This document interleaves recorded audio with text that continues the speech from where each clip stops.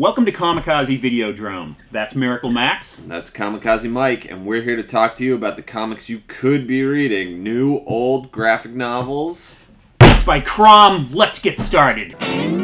So, everyone saw Guardians of the Galaxy this summer. 3 times. 3 times, baby. Like, movie of the summer, starring the most obscure characters in comic book history, which is awesome.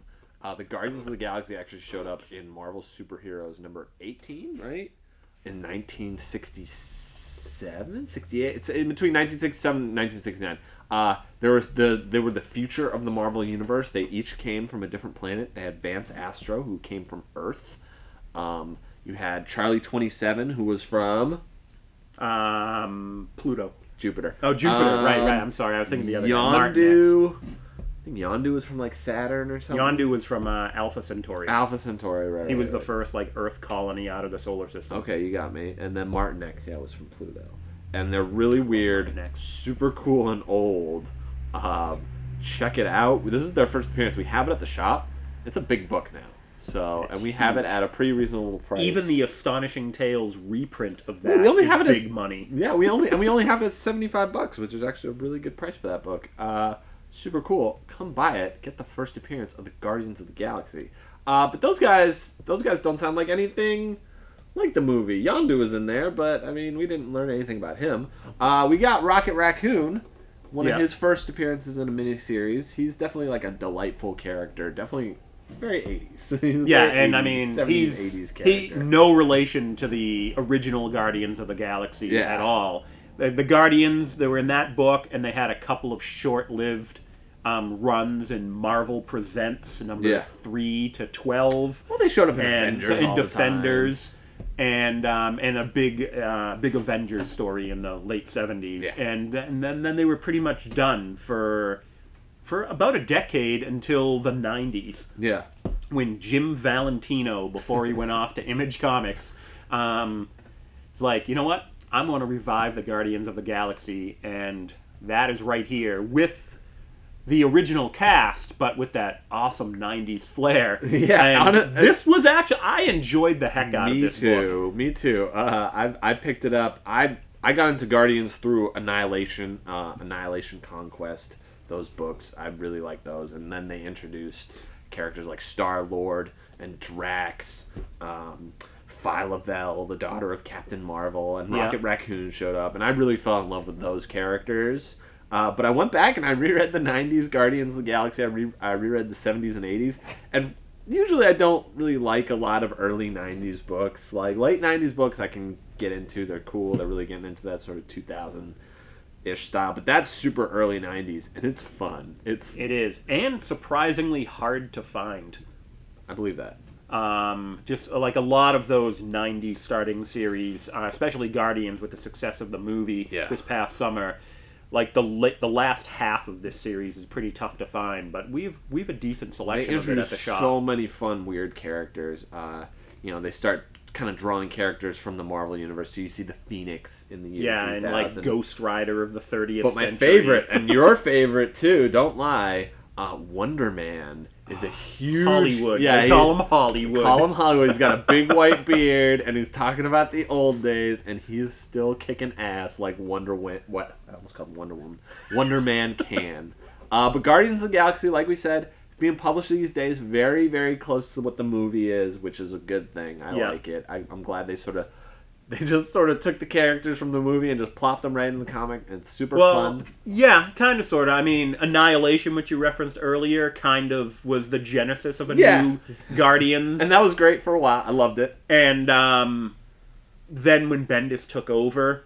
they definitely, the movie was in the pipeline, and then they made them a lot more cohesive to each other, and now the Guardians are just a really big seller for Marvel. It's pretty great, and we got issues of it on sale once a month. Hold that up, baby. Sorry. It's really good. Good stuff. Get a subscription. Get a discount. Talk to Renee and Tresha. They got some news for you about subscriptions. Hi, I'm Tresha. And I'm Renee. And at Comicazi, supporting your local comic shop means discounts for you. Did you know that by subscribing to just one title, you are granted a 10% discount on all new comics and graphic novels?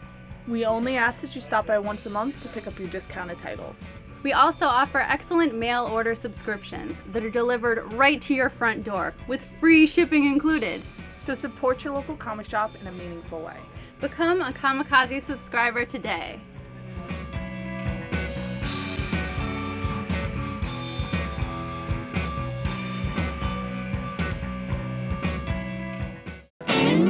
So I didn't get into comic books via superheroes or anything else remotely like that. I got into them from comic strips, reading the paper every day. I loved reading the Sunday newspaper as a kid. I mean, it's still going on. It's probably the reason newspapers are still around.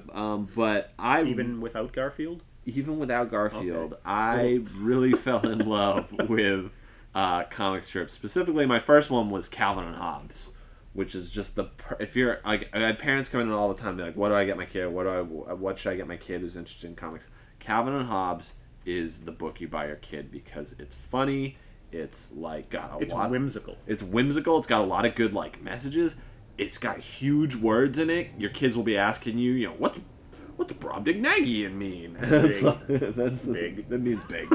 And then you can use that to teach them more vocabulary and stuff like that. I highly recommend Calvin and Hobbes. Beautiful art. Yeah. And you probably read it when you were a kid. I recommend you pick it up and look at it. As I was pulling it back here to put on display for the show, I was just flipping through it and I was just laughing. He was transported back in time to when he was a child. Yes, when I too had a A stuffed kinder, tiger. gentler Miracle Max. Yes.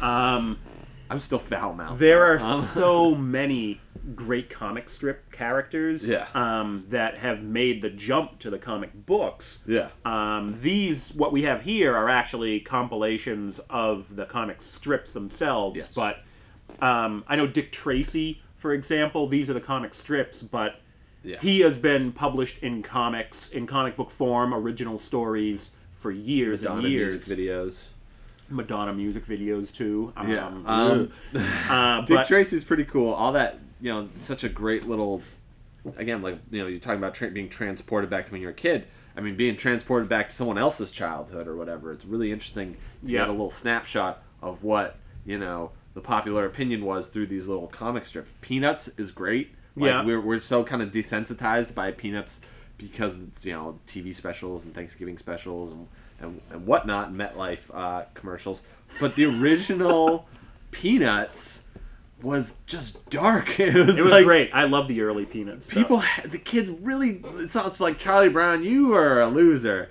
They just hated Charlie Brown. Charlie Brown wasn't any different from the other kids, but they just picked on him incessantly and like mercilessly, and it's really funny. And there's a lot of commentary on how people treat each other in those comic strips. And my personal favorite comic strip, before we wrap this up, Balloon County, is won a Pulitzer. Berkeley Breath, he won a Pulitzer for this comic strip. Super funny, like, just, it ran all throughout the 80s. I think it started in 81 and ended in, like, 89 or something like that. It was the first, like, politically minded comic strip or anything in popular culture that I enjoyed. I mean, there was always Doonesbury, but I wasn't a big Doonesbury guy. Yeah, because then Bloom County came, and I was like, oh man, Bloom County is awesome. It's got that Doonesbury sensibility of lambasting pop culture or whatever, but they got cartoon animals. Make this. Bill the Cat. They have Bill the Cat, who is a disgusting take on Garfield.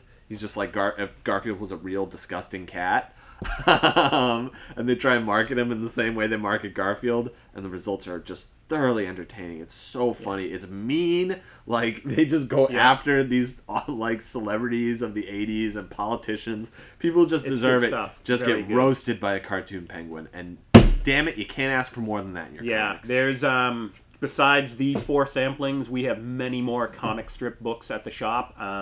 Definitely come on down and ask us about them and check them out. So Videodrome is filmed at Comicazi in Somerville, Massachusetts, and we got awesome stuff. We got new toys, old toys, new comics, old comics, subscriptions, an awesome eBay store. Check us out. We are the best comic book store on the East Coast, bar none.